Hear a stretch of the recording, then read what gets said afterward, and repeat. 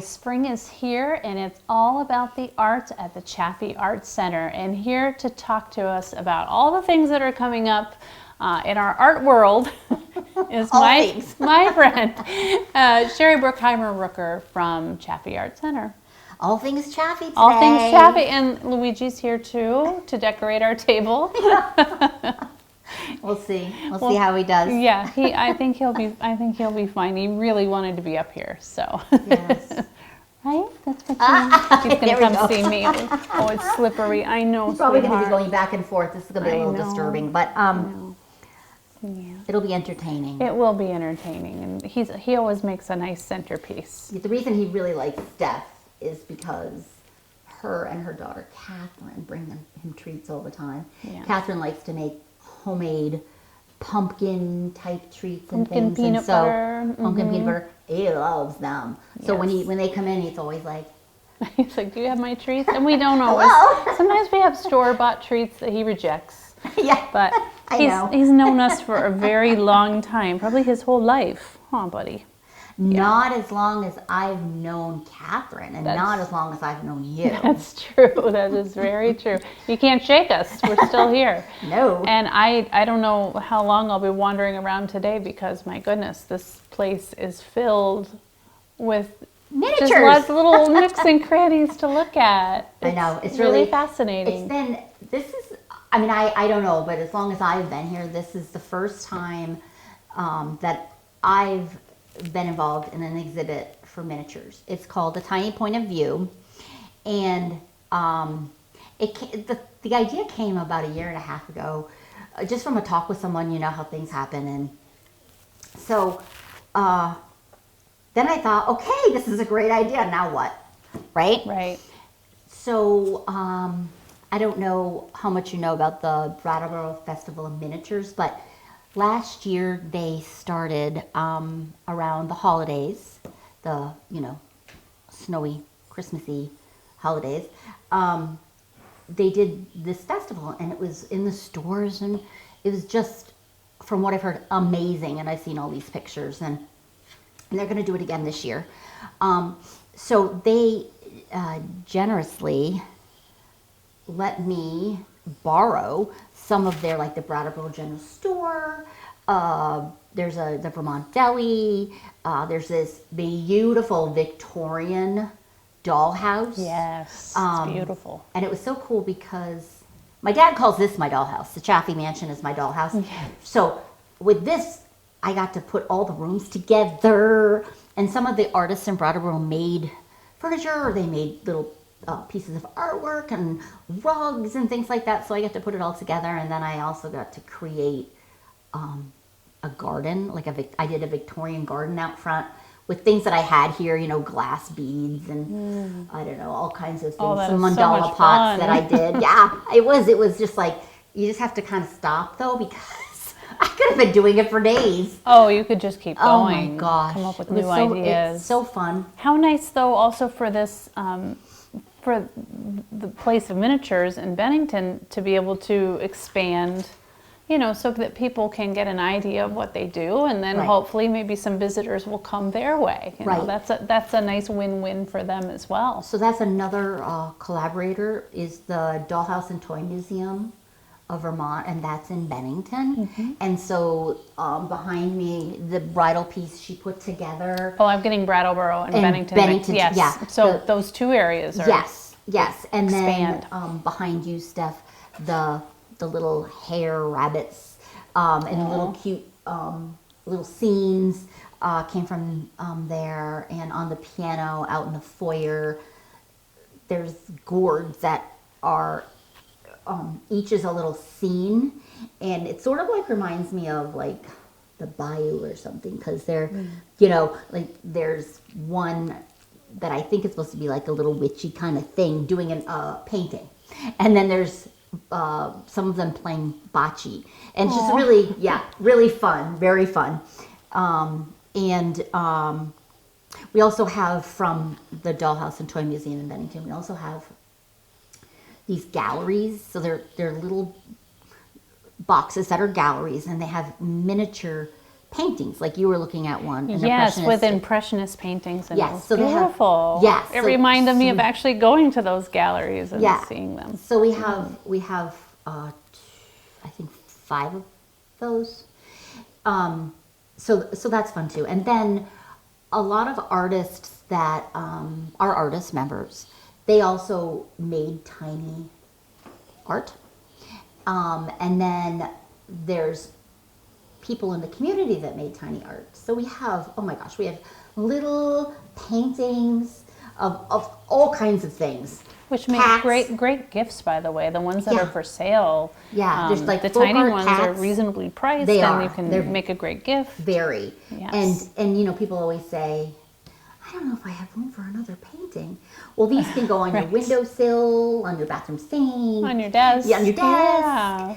But On your there's- kitchen counters. On the Oh, kitchen, like- yeah, it would be so pretty. And they're, like I said, they're all kinds of different topics and different types, like of art, whether it's folk art or whether it's, you know, realistic.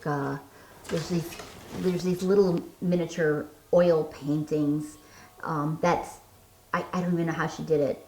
Rainy Dewy, it would be a big painting, but it was just shrunk to a little, that's much detail. Because a lot of them are more, you know, it might be a butterfly or kind of that kind of thing, a lot of them, but this one is so detailed. All the elements you'd find like in a landscape, but Yeah, shrunk way but down. shrunk way down. So wow. can you imagine working on that? No. I don't know that I see well enough to it. I don't know either. I need a magnifying glass or something. We also have trees that are made out of different beads and crystals that are beautiful. People have really enjoyed them. Christine Townsend has, which you were looking at because Andrew, your husband, saw them. Yeah. They're recycled golf clubs that are she makes in their ducks, different ducks. Yes. So they're really cool. And not just the heads, it's like it's the whole The duck. body, with Yeah. the golf club is the body. Right. The end of the golf club. Yes. Club part is the body, and then isn't that fun? Very cool. And there's on the walls. It's just we have tons of art, all different sizes, from tiny to large, photographs, fine art, and you know it's all for sale. So it's a great as we have holidays coming up, Mother's Day, Father's Day, you know, my birthday. My birthday. That's right, definitely our birthdays. But that's Hint, all we're hint. saying. That's all we're saying. That's all we're saying. So there's so many unique and affordable like gift ideas here. We have a gallery shop that's, you know, filled with things. It's kind of fun to come and see it. You know, there's quilted items and there's photography and Books and jewelry. That's right. and- All kinds of Yeah. fun things. And so I was thinking, because we're going to be telling the public a lot about things that are happening here, because we have a lot of fun things coming. So some things, when people see it, because this will run for a little while, might have gone by, but so we'll try to tell dates, but we try to do new things all the time. So if you miss one, don't worry, we'll be doing another one. Luigi. He a keeps good trying to boy. get closer, and then he realizes he's sliding. You're sliding. So I'm just going to let Steph play with Luigi. We're having a moment. Yeah, so we have a friend of the Chaffee and mine, Jason Bemis. When he gets into town, we usually plan a workshop and classes if we can.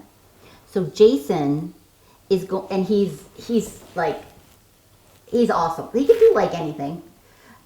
He wonderful photography, art, drawing, and one of his things is he also does talks for us all the time. He's a whiz on color and how to make like whether it's a hospital or a certain vibe that you want in a certain room. But one of the things is he's really into nature. And the other day he was in the woods. He goes, I just got out of the woods. And he was supposed to come over and talk to me. So he does these mandalas, these fabulous mandalas out of nature, out of items. And he's commissioned to do one in Italy because he's been going back and forth to Italy, and they're commissioned out of flowers and things. So anyway, he's going to do the power of tiny art in nature, and it's going to be a hands-on workshop and talk by Jason Bemis on Saturday, May 2nd, 9:30 to 11:30. So that people are going to actually be able to, out of seeds and things, they're going to be able to make a mini mandala. And Jason will talk about his process because he's done so many, and help people at the same time. And then he'll talk about how tiny art relates to nature, because when you look at tiny art, you have to stop and be in the moment. Jim, we were just talking about being in the moment. You have to stop and be in the moment, just like when you're creating mandala. That's what it's about, you know, letting things go, you know, and that kind of thing. And so he's going to talk about that, and he also has tips and tricks that he's learned over the years of how to draw small things, whether it's butterflies or insects or, you know, flowers, and you know, talk about this project that he's going to be doing in Italy, which are really fun. So that is going to be happening on May 2nd. Also on May 2nd, every year, I think this is our 4th, we try to do this spring tea and sweet treats. It's around Mother's Day. So it's to celebrate moms, but it's also for just to come spring, as you were saying, spring's coming. Well, it's here. It's here, technically. Technically. And if you look out front of the Chaffee, the flowers are coming. Yes. Which is really nice because you see all the daffodils. I can't wait. Buds on the trees. Buds on the trees. Yeah. So it's coming. So no, we do this spring tea and sweet treats, and there's going to be a demo by Mary Fran Lloyd, and if most of us know Mary Fran, right, Jim? She's a hoot, and she's so talented, and she's now into collaging. So she collaged this chair, like a life-size chair, but she's going to be collaging a small chair, mini chair, during this. But she used napkins. Really? Like paper napkins or fabric napkins? Paper napkins. And it came out crazy good. Like, crazy good. And I don't know. I can't wait to see this process. Anyway, she's going to be here on the 2nd, and she's going to demo. So from 10 to 2, we're going to have things going on. At 11:30 to 1:30, you can come and get a 10-minute free massage from BJ. That's very popular. And you can just come and, you know, check out the miniatures here, the dollhouses, and all the miniature scenes and dioramas and that kind of thing, and all the art. And have a sweet treat with your tea. There'll also be a makery thing going on, so we'll have, you know, we're gonna kind of do the mini kind of theme. So you're gonna be able to paint a miniature plant, potting plant, a plant potter. I want to stipulate what the pot is. So for your little plant or your jewelry or whatever. And then you can make cards with, like, there'll be stamps and all kinds of things. Because sometimes we get a lot of kids too. Right. And then, what else am I going to do? I was thinking of having some beads so you can actually do bracelets. So it's like you could just come and chill and relax and, you know, be in the moment and carry on Jason's zen that he's got you in. So if you come at 9:30, you can just continue it. So it's going to be a lot of fun. And like I said, it'll give you time to look around, and if you want to try to shop a little bit, we've got tons of ideas for yourself or someone special. Mother's Day would be coming right up, so. Yes. Right? Or birthdays, as we just And said. birthdays, right. Oh, so, and the tiny goes on, right? Looks like you have another tiny talk. Yes. So, yes. So, as we said, there's a lot going on. So on May 8th, it's a Friday evening at 5:30. Melanie Kahn, who is the founder and director of the Brattleboro Festival of Miniatures, is going to come and talk about tiny things. The world of tiny, the magical world of miniatures. So she's going to be, it's called Tiny Talk, Big Story. And she's going to talk about, I just know a little bit of background, like how she fell in love with miniatures when she was a child, that led, all these things have happened, and now she's the director and founder of this Brattleboro Festival of Miniatures. I got to go to pick up the things from Brattleboro. And when I went, I didn't know where I was going because I don't know Brattleboro very well. I know different parts of the state better than Brattleboro. So I'm driving. And then I get there and I'm on this dirt road. I'm like, I must be in the wrong place. No, it's the right place. And it's a dirt road, and it was like steep. Oh. Like I grew up on a dirt road. And Yeah. yes, there are hills and things at different points, but this was like up to the house. So it's a farmhouse that her parents, so she grew up. So when we went upstairs, they have this, I think they call it the Dollhouse Club. But anyway, the upstairs is all dollhouse things in progress. So she'll talk about this because I really can't remember what mansion she's doing, but they've had this big one that they're doing a replica of some mansion somewhere, and I can't think of where else. I wish I could, but I can't remember it. But I'm telling you, what a process. Oh, I can only imagine. And I'm like, oh my goodness, because you're looking at all these little things all over the place. I love when you go to a big estate and then they have like the little mini version of the whole place and the gardens and everything. That always fascinates me. I spend so much time looking at them. I remember one year Jim Boughton, who's behind the camera, said he was going to do a miniature Chaffee gingerbread. That didn't happen. So now maybe we'll do a miniature Chaffee dollhouse, because Jim's super talented. So he's doing a sign for us. My mother has a dollhouse. She wants to give it to me. And she's got all the things to do it and put lights in it and everything else. I think it already has like wired for electric, and I don't have any place to put it. I'm thinking, because big. This has been so popular, I just have some thoughts going on about maybe having something here permanently with miniatures, and maybe it would change out. You get what I'm saying? It wouldn't be like it is now, because we have too many other exhibits that we run. Right. But we do have a lots designated of galleries. area with like changing exhibits for the miniature. Miniature exhibit. I like that idea. Yeah. So Stephanie, you can let your mom know. So maybe. Yeah, well, she bought everything and then she lost interest. She got bored or whatever. She just doesn't have the patience.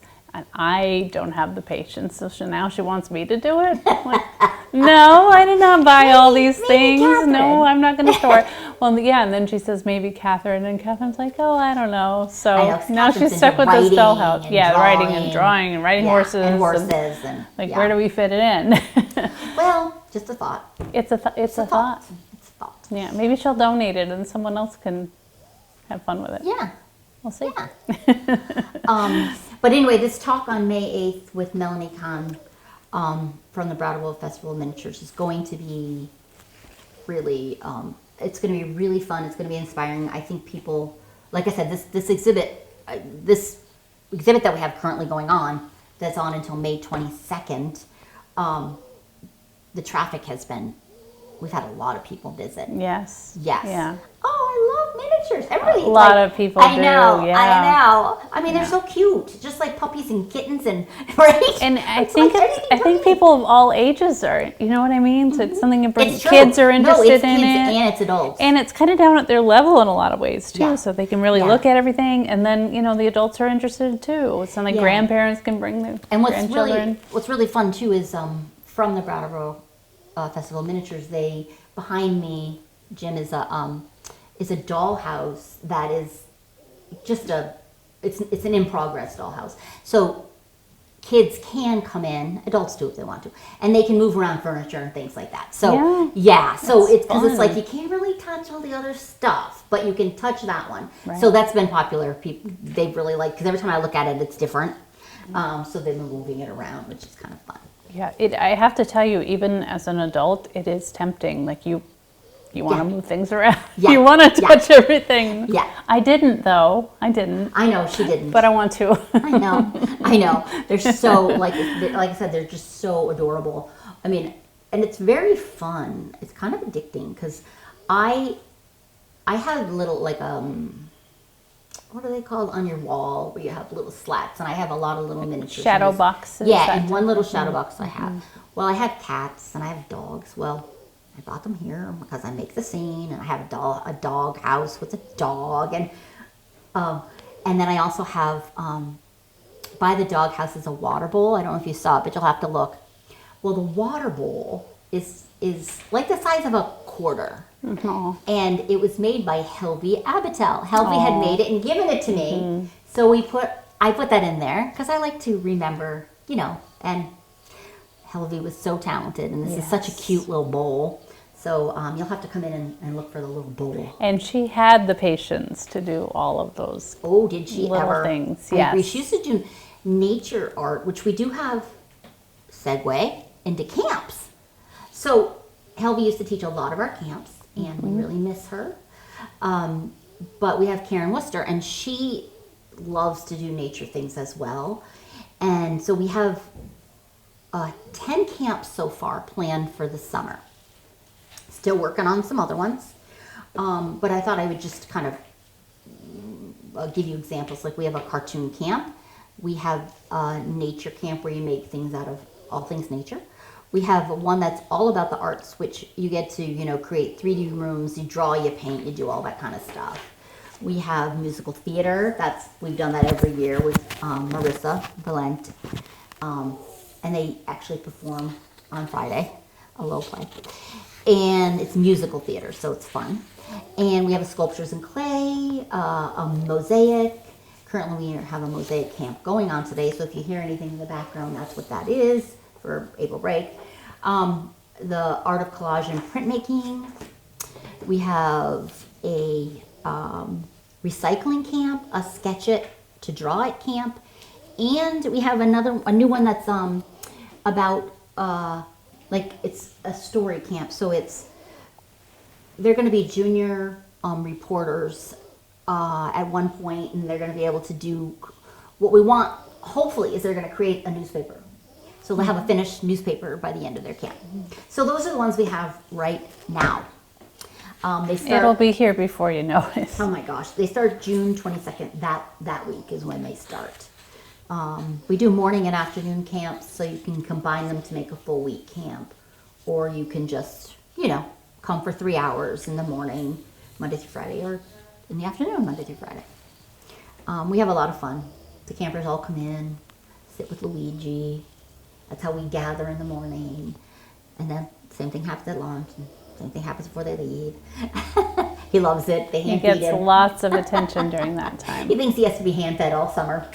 But it's, it's really good because he also helps everybody feel comfortable, which, it's a very, sometimes kids haven't been here. Right, and in many cases they're coming, and kids are coming from all different schools, so they might not know each other. They're different ages, so Yeah, so it's just it's a nice comforting thing. If they feel like they need a break, they come and sit in my office on the couch and chill with Luigi. So, yeah, it's a really good time. I love having the camps here. I may be teaching some of them this summer, so let's wait and see. yeah. Okay, so what else?